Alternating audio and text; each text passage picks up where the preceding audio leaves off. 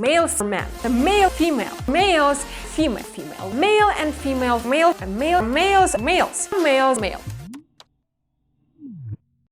Hello and welcome, my name is SZABO and I'm a licensed skincare professional. Today, once and for all, I'm going to explain in what ways is male skin and therefore skincare different and in what ways it is not. All the truth, all the lies, all of it in one video. So many, if not most, skincare brands make separate lines for men. And then many sources tell us that there is no reason for the so-called for men lines, that skincare can and should be gender-free. Let us see who is in the right here. Let us see a typical male. Not this one, and not this one either. Yeah, something like this. So, you can either grab a mirror, or if there is a male around, you can ask them to provide their face for your inspection. First thing we notice is that skin is kind of thicker than that of a typical female. That is mostly attributed to higher androgen hormone levels. Next, we can also see that there are almost no smaller wrinkles, only major ones. That is because of collagen density, that for males is higher than on average for females. Then, if we turn our side to the nose, we will notice much wider pores than a typical female would have. That is due to oil overproduction, typically caused by the same androgynous hormones. And last but not least, we see some facial hair that our subject either shaves regularly or lets grow out into a nice beard. So, as we can see, there are plenty of differences between a male and female faces, so males should only use a specialized skincare, right? Well, is that so? And if it is, what should be different about a male skincare routine? So, the first part, the skin thickness, is indeed very common, but not universal. There are males all over the planet with their skin pretty sensitive and also on the thinner side compared to the majority of other males. And no, this does not necessarily mean that they lack the androgenic hormones that would make their skin thick. It is that some males are naturally more resilient to those hormones than the others. That is why some males are fully covered in thick hair and others are not. It is a myth that you can see the level of those hormones simply by looking for body hair. In fact, only a blood test can actually show the level of those hormones.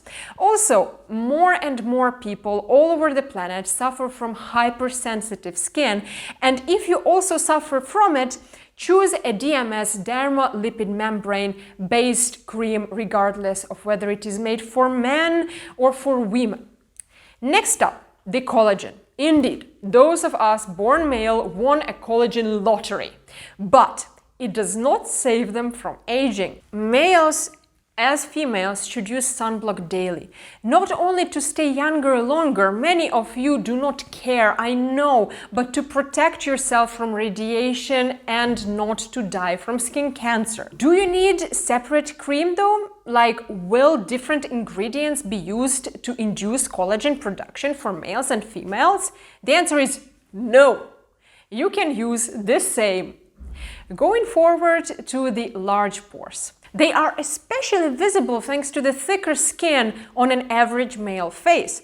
And again, hormones. Some men would have very dry skin, and again, this does not mean the androgenic hormone level is low. How do you fight those pores? Main ingredients for you should be concentrating on the salicylic acid. Best to find it in a serum or a toner form up to 1% for daily use.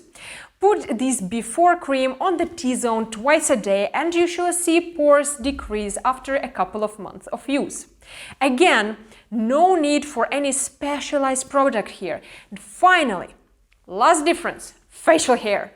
Now, this one is indeed a game changer. Depending on what you decide to do with your facial hair, shave it all off, or leave it in the form of a beard, all of the above skincare can require alterations. First, let us start with those who shave it off. Dry or wet shave cause little tiny damage to the uppermost layer of the skin and can lead to irritation or even infection in some cases, like say for instance acne. So it is very important to use a disinfecting aftershave. Many contain alcohol, which is not really ideal. I strongly recommend that you go to your local pharmacy and ask for a non-irritating skin disinfectant as well, like for instance Octanicept, and use it instead. Follow up with a toner that contains Hamamelis fijiana extract and maybe even tea tree oil or manuka tree oil for extra disinfection. Believe me, any extra disinfection will only give you extra benefit here. If your skin typically gets so irritated that the irritation lingers for days, I strongly recommend to look for a cream with silver citrate in it. Unlike most bloggers, I'm not here to promote any specific brands, but if you Google for any of the ingredients I have just named, you should easily find some options around you.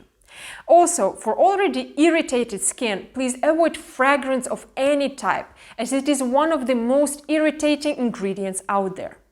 Now, to those of you who decide to keep a beard, irritation is not really an issue, but bacteria, and in some severe cases, fungus, is a real threat. Wash your beard daily with an antibacterial face wash. Again, look for tea tree oil or manuka tree oil.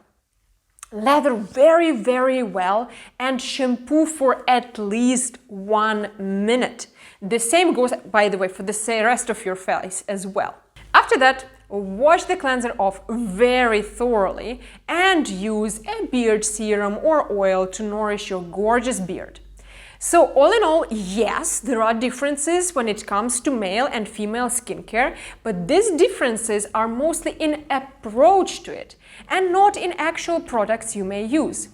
Pay attention to the above and choose good ingredients, not brands, not tags, not lines. Any questions left? Leave them in the comments down below, along with your own experiences with skincare. I read literally all the comments. Also, do not forget to subscribe and reel that bell, cause YouTube algorithm does not like to help young channels like mine. Thank you in advance, and I shall see you in the next video. Bye!